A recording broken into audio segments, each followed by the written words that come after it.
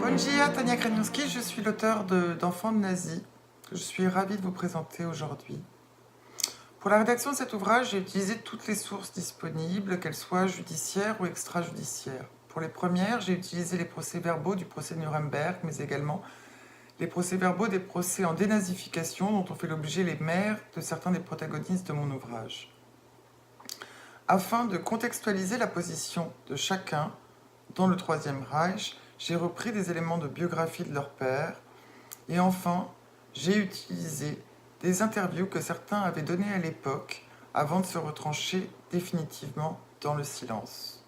Je les ai complétées par d'autres, ceux des gens qui les ont vus vivre, qu'il s'agisse de professeurs, d'employés de maison ou autres, qui apportent un œil objectif qui vient compléter celui des enfants, qui est empreint de subjectivité.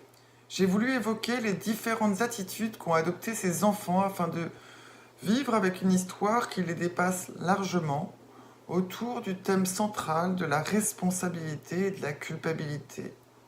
Doit-on se sentir responsable, voire coupable des actions commises par ses parents? Une vaste question à laquelle je tente de répondre.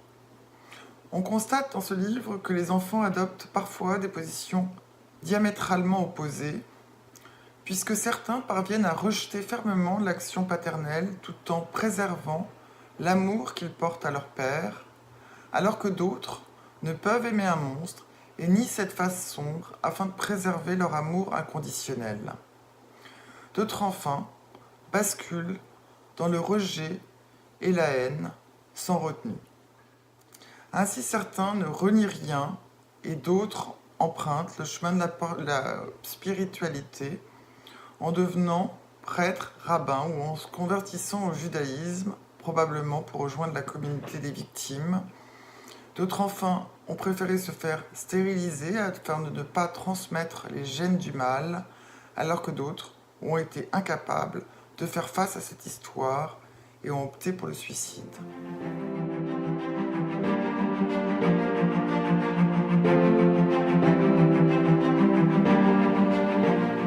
L'histoire qui m'a probablement le plus interpellée est celle de Gudrun Himmler, qui entre clairement dans la deuxième catégorie que j'ai citée, à savoir celle des enfants qui sont incapables de faire la part des choses entre le père aimant et le monstre qui s'est chargé de la mise en place de la solution finale. Une position totalement intenable à l'égard de la société et qui l'a conduite à vivre toute sa vie en retrait, avec mari et enfants, à Munich, n'apparaissant que lorsqu'elle était entourée de sympathisants fidèles à l'idéologie chère à son père, le national-socialisme.